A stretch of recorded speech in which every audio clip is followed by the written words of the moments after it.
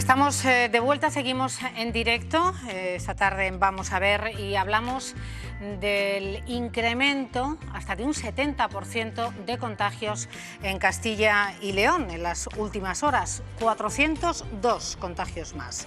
Es una notable subida con respecto a ayer. Como les digo, más de un 70%. En España también sube el número de positivos. Hay 3.968 nuevos casos. Habrá que esperar a ver si es solo el efecto de los martes el que notamos en estos datos.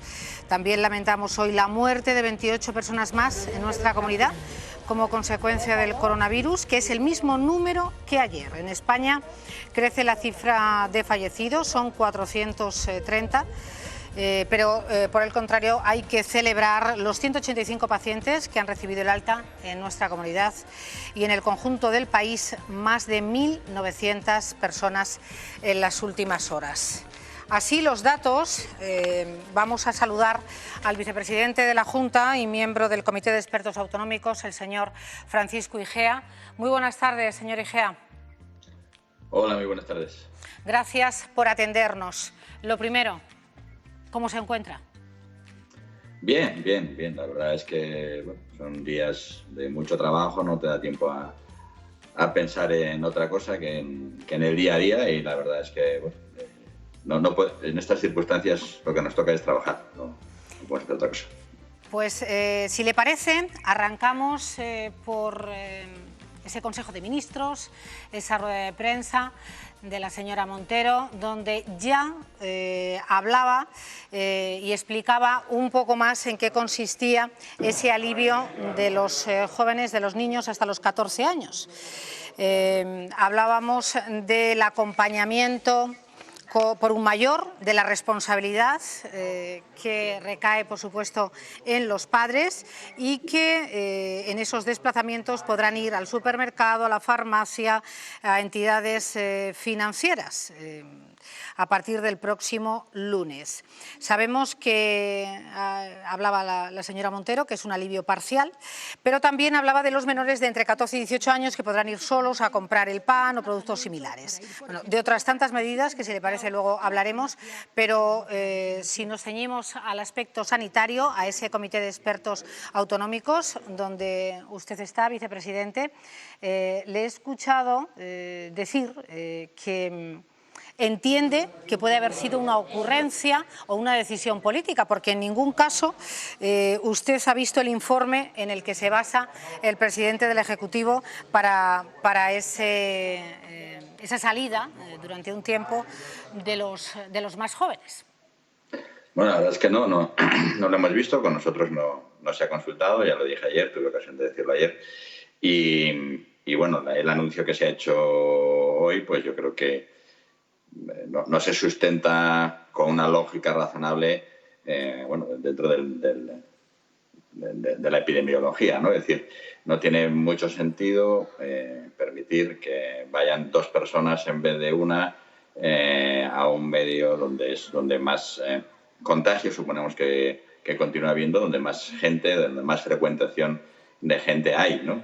Entonces, no lo entendemos muy bien, pero yo ya he dicho que el comité de expertos no está para justificar decisiones políticas, está para elaborar documentos, criterios, y yo creo que lo lógico sería eso, ¿no? Primero tener un documento científico, unos criterios, después un consenso político con todas las fuerzas políticas y las autonomías, y después hacer el anuncio y no continuar haciendo al revés. A veces da la sensación de que hacemos primero el anuncio y después buscamos el consenso y el soporte científico. Yo creo que tenemos que tranquilizarnos todos. Es un asunto grave el que estamos viviendo, muy grave, en el cual es fácil cometer errores porque todo el mundo trabajamos bajo mucha presión, pero hay que intentar quitarse de la cabeza el marco político del asunto, ¿no? Ahora vamos a intentar tomar decisiones con rigor científico y con un objetivo claro, que es intentar disminuir el número de contagios, intentar disminuir la mortalidad e intentar salir de aquí lo antes posible, porque es necesario salir para nuestra economía, pero ordenadamente y haciendo el menor daño posible.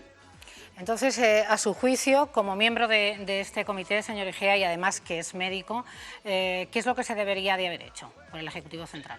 Bueno, nosotros estamos haciendo lo que hemos propuesto hacer. Hemos hecho un documento, hemos hecho un borrador que estamos trabajando. Este jueves nos volvemos a reunir el Comité de Expertos Autonómico. ya hemos enviado el borrador, vamos a enviar el documento corregido este propio jueves y nosotros ahí planteamos una serie de propuestas que habrá que analizar con todas las autonomías, que es, bueno, pues tenemos que salir de manera progresiva, tenemos que salir primero en los sitios en los que no hay contagios, en los que no hay contagios recientes, es decir, que nosotros tenemos algunas zonas de salud que llevan 14 días sin ningún caso nuevo. No puede ser lo mismo un sitio que no tiene un caso nuevo desde hace 14 días que un sitio que tiene casos nuevos todos los días. Tenemos que segmentar a la población, es verdad, por población de riesgo, población de menor riesgo, pero tiene que tener un criterio científico, ¿no? Si son 12 o 14 o 18, tiene que tener un criterio científico. Tenemos que tomar decisiones progresivas y luego valorar los escenarios cada 2 semanas para ver si los cambios que introducimos producen un rebrote epidémico. Ahora mismo ni siquiera han pasado 14 días desde que se volvió al trabajo y ni siquiera sabemos si parte del incremento de estos días puede deberse a eso. Tenemos que esperar, mirar, medir bien y tomar las cosas con calma y en la medida de lo posible pues con profesionalidad. Pero dicho esto, no va a contravenir la medida ni va a sugerir a los castellanos y leoneses que no practiquen esa medida. Yo voy a sugerir a los castellanos y leoneses que utilicen el sentido común, que es una de sus mejores armas, ¿no? Yo creo que somos una comunidad con mucho sentido común. Y yo creo que dentro del sentido común está intentar no dar órdenes y contraórdenes, pero que también dentro del sentido común está entender que bueno, pues el supermercado al que vamos todas las personas no parece el sitio más adecuado para el que vayan 2 personas en vez de una, ¿no? Que disminuir la exposición, disminuir el riesgo de contagio es una medida que hay que mantener, ¿no? Tenemos que intentar disminuir los contactos y eso es una medida de sentido común. Que los niños quieran salir y que tengan que salir es otro asunto sobre el que hablaremos pues con más detenimiento. Sí, en principio se habló de una vuelta a la manzana y luego se ha ampliado a que puedan ir a por el pan, no a lo mejor solamente un hijo, ¿no? En el caso de tener más, que puedan ir varios hijos acompañando al padre o la madre, farmacias, etc. El señor Casado ve posible que nuestra comunidad practique esa desescalada de las últimas comunidades en hacerlo, junto con Castilla-La Mancha o Madrid, dado el número de contagios. Yo habría, después de la pausa, con esos datos en Castilla y León, que también son extrapolables al resto del país. Bueno, nuestra comunidad lo que es muy extensa y tiene zonas muy diferentes en cuanto a incidencia. No es lo mismo Zamora o Tierra de Campos que Segovia. Son zonas con una incidencia y con una tasa de actividad de la enfermedad distinta y, por tanto, nosotros lo que proponemos es tomar decisiones en base a esos criterios, ¿no? O sea, no podremos tomar las mismas decisiones en zonas de salud, que tenemos zonas de salud contiguas y algunas extensas en las que no hay un contagio desde hace 14 días, que sitios donde hay actividad de la enfermedad. Por tanto, no se tomarán las decisiones comunidad por comunidad. Lo lógico es tomarlos zonas por zonas. Intentaremos que sea zona de salud o más extenso, ir ampliando ese radio e ir juntando esas zonas hasta ver cómo se comporta una provincia y en eso estamos, ¿no? En proponer en qué marco geográfico tomamos las medidas. Efectivamente, la señora Casado, la consejera de Sanidad, señor Igea, hablaba de ítems fundamentales a la hora de calibrar esa desescalada con el menor riesgo posible, que tiene mucho de lógico. Sí, claro, es que no solo hay que medir la incidencia de la enfermedad, sino si estamos capacitados, si tenemos un rebrote en esa zona, si las UCIs están capacitadas, si tenemos al personal descansado, si tenemos la capacidad de testear rápidamente a todo el mundo, de hacer una trazabilidad rápida de los contactos, si tenemos todo el material suficiente. Hay muchos ítems que hay que valorar para tomar medidas en la desescalada y para evitar que se cometan errores que pueden ser garrafales, ¿no? Yo comprendo que la población, y es verdad que los niños, los mayores, nosotros todos estamos cansados, llevamos 5 semanas en casa y es verdad que hay que empezar a salir, pero hay que empezar a salir con cabeza, ¿no? No podemos, en este escenario no es bueno pensar en político, pensar en qué dicen las encuestas, qué dice la gente, sino pensar en el bien de la comunidad, en el bien de la comunidad, de si tengamos hemos tenido suficientes muertos, hemos tenido suficiente desgracia. Intentemos tomar las medidas de acuerdo a los criterios científicos, de acuerdo a lo que dice la OMS, a lo que dice la Unión Europea, y no nos precipitemos, ¿no? No nos quedemos parados, pero no nos precipitemos. Precisamente uno de esos ítems, y usted hacía mención ahora de nuevo, es la existencia de test suficientes, porque ayudaría en gran medida a tomar el pulso a esta pandemia. Sí, bueno, por eso nosotros hemos comprado más de 400.000, casi 500.000 test rápidos, hemos aumentado nuestra capacidad para hacer PCRs, y eso es una cosa fundamental para ir a la desescalada, ¿no? Porque si en una desescalada tenemos un brote, tenemos que ser capaces de identificar dónde es ese brote y coger a toda la población, que es contacto posible, testearlo rápidamente y, si es necesario tomar otra medida o de confinamiento o de aislamiento, poder hacerlo con rapidez. Si no somos capaces de hacer eso, si no somos capaces de testear a la población y de conocer exactamente la magnitud del rebrote, tomaremos decisiones equivocadas. Por tanto, tener test, tener capacidad de hacer PCRs es una necesidad fundamental para plantearse la desescalada con seguridad. Señor Egea, necesidad fundamental. El señor Illa, Salvador Illa, anunciaba hace 15 días un informe sobre inmunidad, esos test a familias en todo el país, más de 62.000, y algunos de esos miles se van a practicar en nuestra comunidad. Vamos a oír estas declaraciones y ahora hablamos.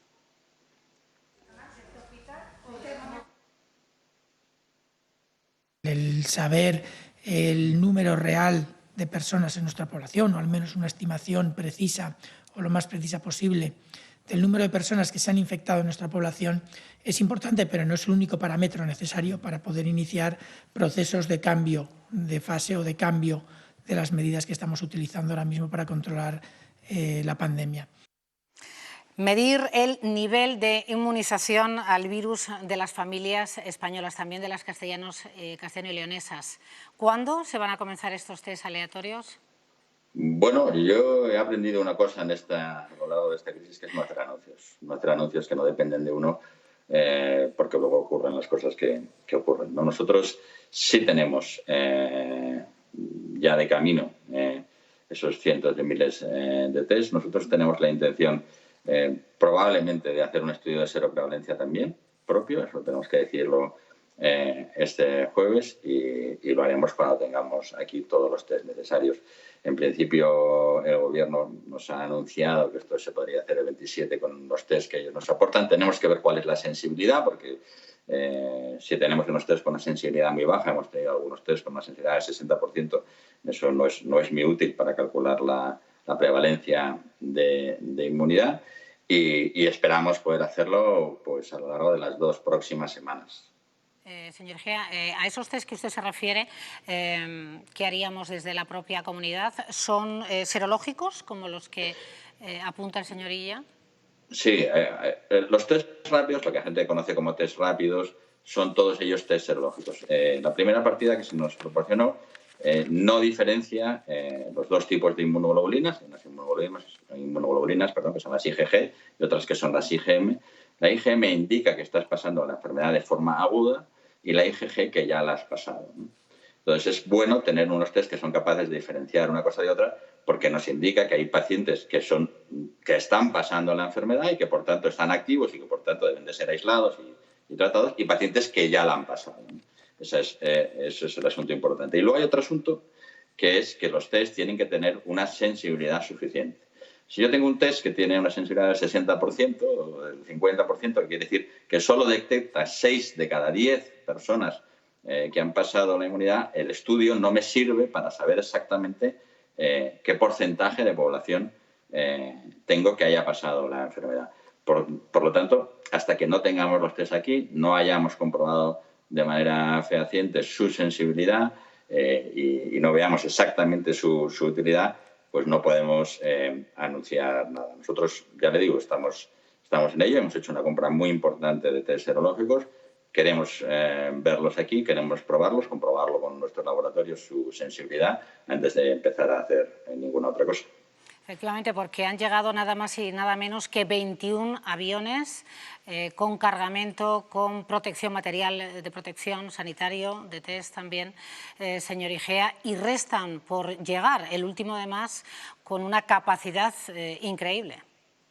Sí, bueno, la verdad es que el consumo de material durante este mes ha sido un consumo increíble, porque bueno, hemos tenido que proteger a los 40.000 sanitarios, a la gente de servicios sociales, y bueno, hemos consumido en un mes casi 12 millones de mascarillas en 5 semanas, y tenemos que seguir consumiendo.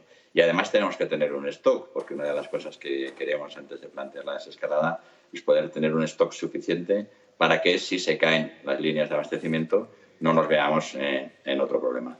Por tanto, pues han llegado 21 aviones, tenemos que seguir comprando, tenemos que seguir llenando nuestros almacenes, porque lo que no podemos permitirnos es otra rotura de stock y otro episodio en el cual nos resulte difícil proteger a nuestros sanitarios, que es nuestro deber ineludible.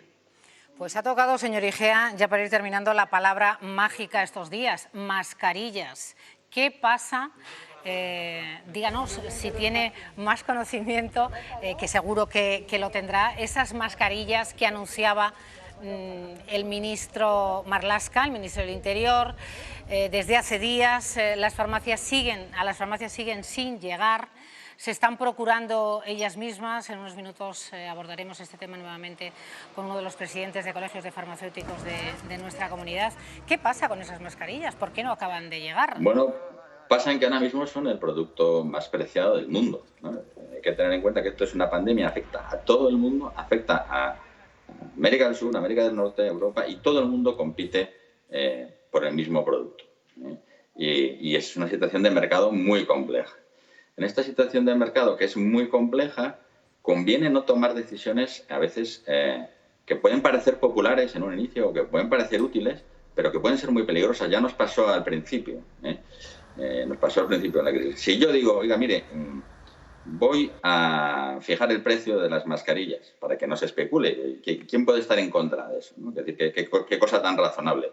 Pues ocurre una cosa, que es que si los productores de mascarillas tienen un precio aquí y otro fuera, y nos estamos pegando todos por las mascarillas, pues es bastante probable que las mascarillas vayan allá donde más les paguen. Si nosotros no somos capaces de producirlas, que es en lo que estamos nosotros, hemos hecho un reto a nuestros industriales para que se produzcan mascarillas aquí, para que no depender tanto del exterior. Mientras dependamos del exterior, según qué tipo de anuncios, según qué tipo de medidas, pueden crear problemas de mercado que generen desabastecimiento. Por lo tanto, hay que ser prudente. Es decir, en esta crisis yo creo que mucha gente intenta ser popular y no se trata de eso. Se trata de ser prudente, de dar seguridad, de cubrir los suministros, de saber en qué situación estamos, en qué mercado estamos, qué capacidades tenemos y tomar las decisiones de acuerdo a la lógica, siempre que sea posible. Señor Igea, como miembro del comité de expertos, ¿aconsejaría a su gente, a sus castellanos y leoneses, sus ciudadanos, que usemos los que tengamos que salir de casa en mascarilla? Bueno, con el asunto de la mascarilla, que ha habido muchísima polémica, la gente tiene que saber una cosa. La mascarilla se recomienda a la población general cuando hay un estado de transmisión comunitaria, como es este que se llama, no tanto para que se protejan a sí mismos, sino para que no contagien a los otros, ¿no? Hay un gráfico muy bueno que anda por Twitter, ¿no? Dice, hay un señor que tiene mascarilla al lado de otro señor que no la tiene, el que no la tiene la infección, el riesgo que se la transmita al que la tiene es del 75%, pero al revés es solo del 15%. Es decir, si el que tiene la infección tiene la mascarilla puesta, el riesgo de que se la transmita al que no la tiene es el 15%.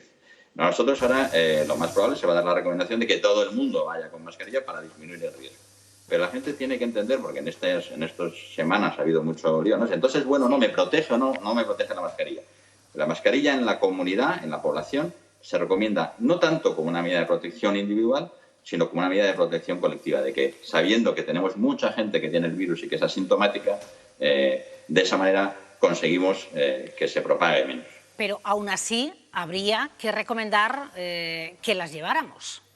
Sí, tenemos que recomendar que las llevemos cuando sepamos exactamente el grado de difusión que tenemos, cuánta población tenemos, pero insisto, la medida tienen que entenderla no como una medida de protección individual, sino colectiva. Es decir, que uno no se sienta preocupado porque en este momento sale a la calle y no tiene una mascarilla, porque lo que hace la mascarilla es que a los que son contagiosos, a los que ya tienen la enfermedad, si todos entran, evita que se difunda.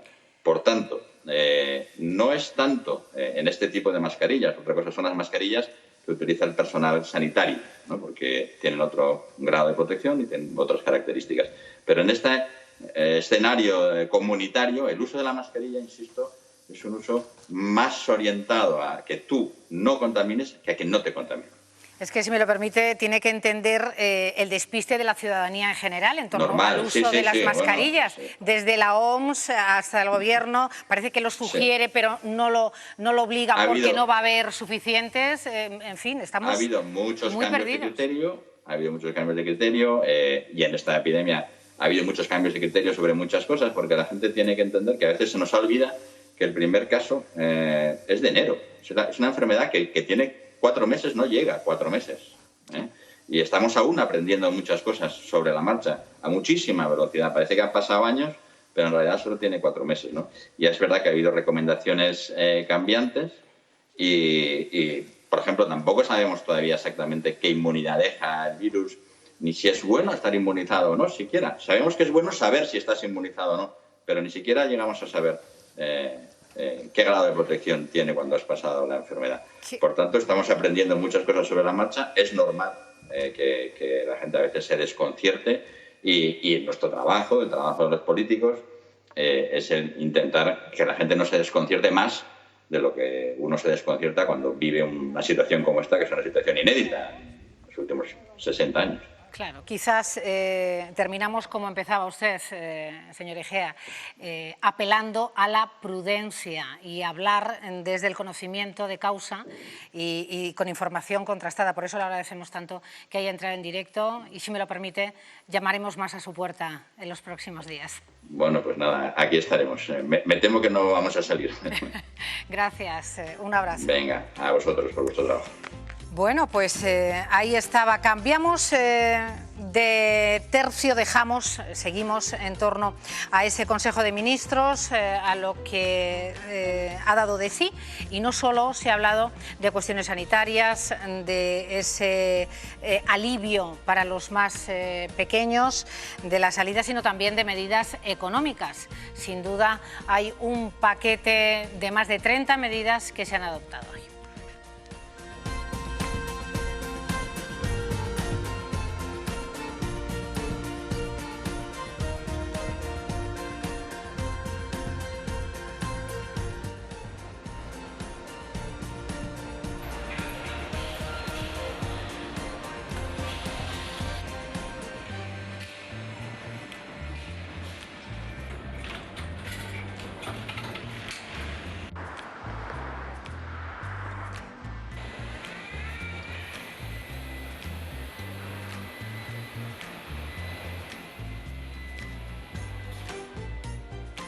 Bueno, volveremos en unos minutos en cuanto solucionemos esos pequeños problemas. Tenemos, ya me dicen nuestros compañeros, al doctor Dueñas, Carlos Dueñas, que le hemos tenido la semana pasada, y, como le decía al vicepresidente, creo que seguiremos también pidiendo de sus servicios y de su conocimiento. Jefe de infecciosas del Hospital Clínico Universitario de Valladolid, coordinador del equipo de expertos. Doctor Dueñas, buenas tardes.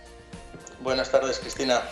Pues vamos a seguir explicando en qué ítems sanitarios, en qué parámetros hay que basar las decisiones de la desescalada. Esa fase en la que estamos, parece que dejamos de lado ese shock de la población sobre la pandemia, aunque seguimos estando instalados en la pandemia, no se ha superado en absoluto, pero nos hace pensar que en las próximas semanas iremos viviendo esa desescalada. Nos importa, por supuesto, doctor, de su mano hablar de esos ítems, le digo, esos parámetros, esas cuestiones a valorar por los expertos para justamente hacer ese informe y sobre ese informe que los políticos puedan decidir cuál es la más adecuada. Volviendo a la cuestión de los pequeños, hasta los 14 años, que pueden acompañar a sus padres, que veremos la letra pequeña en los próximos días, se va a desarrollar, vamos a ver si podrán ir acompañados el padre o la madre por uno o varios hijos, pero sí que ya afirman que podrán acompañarnos a supermercados, a farmacias, a los lugares donde, a las entidades bancarias habitualmente podemos acudir, no así al trabajo, lógicamente, pero ya salimos de esa zona estrictamente de metros alrededor de la vivienda, en torno a la manzana de la propia vivienda. Doctor Dueñas, opinión sobre esto. Bueno, lo primero, yo soy asistencial y clínico, Sí. Entonces no soy un epidemiólogo como para sentar cátedra en este tema. A ver, yo creo que, como ha dicho el señor vicepresidente, tenemos que ser muy prudentes. Todavía no conocemos el efecto de la apertura del lunes de la semana pasada. Lo vamos a empezar a ver a partir de mañana pasado. Esta subida de casos que hemos tenido en nuestra comunidad hoy puede ser el principio de lo que estamos viendo de la apertura de la semana pasada. Entonces, tomar decisiones sin saber lo que va a pasar con la apertura del lunes pasado, pues a lo mejor es un poco precipitado. Si tenemos que decidir, pues yo creo que, como todo, lo que hay que hacer es, además de prudentes, pues intentar ir facilitando la salida de gente, desde la gente que tiene menos riesgo a la gente que tiene más riesgo. Y los que menos riesgo tienen, pues es la población infantil y juvenil. También parece que las recomendaciones que han dicho pedagogos y pediatras es que sean estos los primeros que salgan. Sí que es verdad que la decisión que se ha tomado, nos hemos quedado un poquito sorprendidos, porque en teoría esto prácticamente ya lo podían hacer, acompañar a sus padres al supermercado, en teoría se podía hacer. Y tampoco parece que para hacer colas en farmacias, en supermercados o a comprar a algún sitio sea lo más razonable para sacar a los niños, que sí que esperábamos un poquito más de apertura, pues eso, salir a algún parque con unos tiempos máximos, sin juntarse personas. Yo creo que alguna cosita más sí que esperaba. Claro, por eso le hemos llamado, doctor Dueñas, porque estar al frente como coordinador, ¿no?, del coronavirus, uno de los hospitales punteros, y hemos hablado de los logros y de los ensayos clínicos que se están practicando desde el Hospital Clínico Universitario, sí tiene, sin duda, una opinión sobre la experiencia. Arrancábamos con los pequeños, pero podemos ir extrapolándolo a otros sectores, ¿no?, y otros segmentos poblacionales. Esa desescalada, a su juicio, es prematura, en todo caso, porque todavía no hemos podido analizar, en el mismo sentido hablaba también el señor Igea, no hemos podido ver la evolución de la presente semana después de esas actividades no esenciales y bueno, pues ver también cómo se está desarrollando esa curva. Aún puede ser prematuro. Eso es. Eso, yo creo que, bueno, que a lo mejor esperar un par de días o 3, jueves, viernes, probablemente veamos ya un poquito la repercusión. Pero aún así, bueno, yo entiendo, tampoco la faceta económica no es mi parte, pero también entiendo que desde el Ministerio se esté buscando la activación de la economía del país. Entonces, si se puede organizar de alguna forma, pues yo creo que la forma racional de hacerlo sería un poco abrir por edades, y depende de lugares. Hay sitios, pues eso, dentro de nuestra comunidad, Zamora, El Bierzo, son zonas donde han tenido mucha menor prevalencia de la infección y que están teniendo menos casos, pues a lo mejor ahí se puede ir probando, siendo un poco más proactivos a la hora de dejar salir gente e ir viendo los resultados.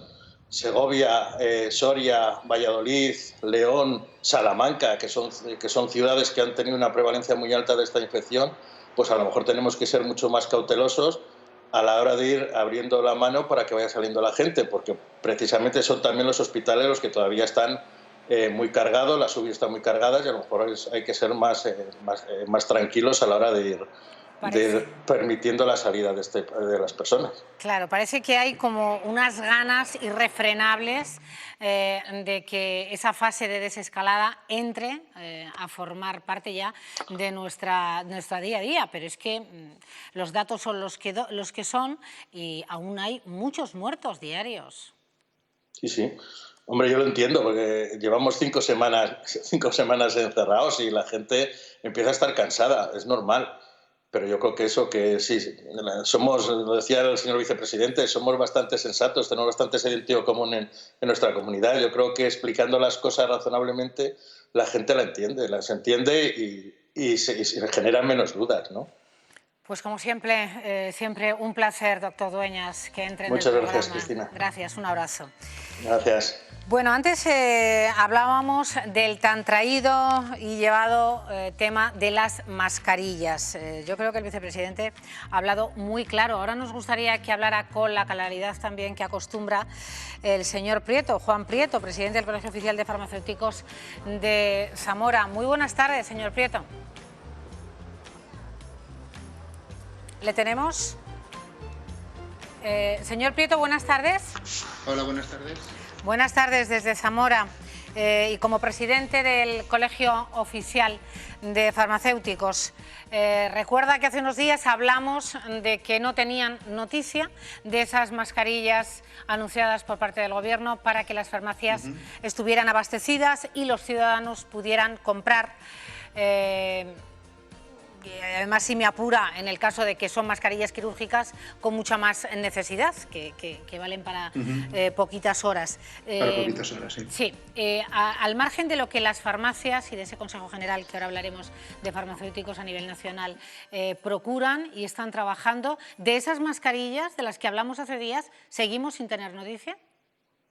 Pues de las que se anunciaron por parte de las autoridades, tanto el ministro Marlaska como posteriormente la ministra de Industria, seguimos sin tener ningún tipo de noticia. Ni están ni se las espera. No, hombre, nosotros el ofrecimiento de las casi 1.960, si no me equivoco, farmacias de Castilla y León y de las 22.000 a nivel nacional para que nos utilicen, para que el acceso sea igualitario desde las personas que viven en una gran ciudad como Madrid hasta un pueblo como puede ser, no sé, Carbellino, pues que tengan acceso a esas mascarillas. Y un sistema de distribución muy eficiente puede ser contar con esas 22.000 farmacias. Bueno, ustedes viendo la que hay con la ausencia, la carencia de mascarillas para que ustedes puedan dispensarlas, ¿se han puesto manos a la obra? Cuéntenos, señor. Sí, mira, las mascarillas han empezado a llegar a las farmacias a nivel nacional en los últimos días. Aquí en Zamora la experiencia que tenemos es que han empezado a entrar el fin de semana y estamos recibiendo pocas, pero estamos recibiendo en las farmacias. Entonces creo que esto va a tender a una regularización del mercado de mascarillas. Siempre estamos hablando de mascarillas quirúrgicas, que son las que nos están llegando ahora a las farmacias. Entonces esto entrará en una fase de estabilidad, la gente según vaya necesitando podrá acudir a sus farmacias a retirar mascarillas y bueno, pues lo que hemos hecho ha sido trabajar de una manera muy intensa todo el canal de la distribución farmacéutica, principalmente, y hay que dar las gracias al esfuerzo que ha hecho la distribución farmacéutica, contando con ayuda del resto de la cadena, tanto del Consejo General como de su patronal, que es FEDIFAR, como de la que agrupa a los fabricantes de productos sanitarios, que es FENIM, para crear lo que se ha llamado un corredor sanitario, que es el que va a garantizar el acceso a este material de protección en las próximas semanas. O sea, que han tenido que entrar a lidiar en el mercado, en la lucha del mercado negro. Sí. No sé bueno, no, vamos a ver, mercado negro no. El mercado negro era el problema que teníamos hasta que se ha regularizado de esta manera, hasta que se han tomado cartas en el asunto. Porque estaban apareciendo un montón de distribuidores que no sabíamos de dónde salían, que no eran nuestros distribuidores habituales, que eran piratillas, vamos a llamarles, que además estaban manipulando los precios de una manera absolutamente escandalosa y lo que provocaba que en las farmacias esos precios también fueran escandalosos, y la verdad es que nos ha hecho mucho daño a nivel profesional el ver determinados precios en mascarillas en determinadas farmacias, pero que muchas veces era provocado por la manipulación de precios de estos piratillas que habían ido al mercado persa en el que se había convertido China principalmente, pero ahora no, ahora se ha ido de una manera seria, estructurada y en contacto con fábricas que conocemos perfectamente y que están autorizadas por el gobierno español para que lo que traigamos aquí sea de una calidad absoluta y, por supuesto, como todo lo que se vende en la farmacia, contrastable. ¿Y el precio? ¿Esta tarde quedará marcado el tope del precio al que se pueden vender? Pues hay una reunión de la Comisión de Precios Interterritorial en la que se tendrán que tomar decisiones. No estoy seguro, eso sí te lo puedo decir, que no he sido capaz de averiguar si es esta tarde o si es mañana. Pero sí que parece que quieren regular el precio, que también es una medida que hemos pedido los farmacéuticos porque veíamos que esto se estaba saliendo de madre. Entonces vamos a ver cómo afecta a toda la regularización del mercado. De todas maneras, insisto en que el acceso a las mascarillas con este sistema que ha montado la distribución y las patronales apoyadas con la corporación farmacéutica, creo que va a ser eficiente, eficaz y que vamos a poder tener mascarillas no de una manera masiva, pero sí de una manera constante. Bueno, pues no sabe lo que nos alegra, lo que acaba de decirnos. Las filtrantes también, esto respecto a las quirúrgicas, las mascarillas que llevan filtro, sí, las FFP1, FFP2... Esas van a ir más despacio. Es verdad que no es un objetivo real porque esas están... Date cuenta que esas están orientadas básicamente a personal sanitario, a personal sociosanitario que tiene interacción directa con enfermos. Entonces no es tanto como la que tenemos que promocionar que se utilice sin tampoco obsesionarnos, que la mejor mascarilla... Hay dos mascarillas que son las mejores que hay. Que una es seguir quedándonos en casa, porque seguimos en confinamiento, sí, y la segunda mascarilla, la mejor que hay antes de la quirúrgica, es mantener la distancia de seguridad. Entonces, sí es verdad que luego habrá mercado para este tipo de mascarillas y, hombre, pues habrá personas que tendrán un contacto más directo en determinado tipo de negocios y que sí vamos a procurar también ir teniendo acceso, pero este acceso va a ser más lento que las quirúrgicas. Pues lo dicho, un placer. Gracias, señor Prieto, desde Zamora. Muchas gracias a ti, Cristina. Gracias. Bueno, pues con esas noticias, buenas noticias que nos aportaban desde Zamora el presidente del Colegio de Farmacéuticos de allí, vamos a hacer de nuevo... Ah, no, una pausa no, que me voy con Marta. No, pausa. Ah, pues nos vamos a la pausa y después entra Marta, claro.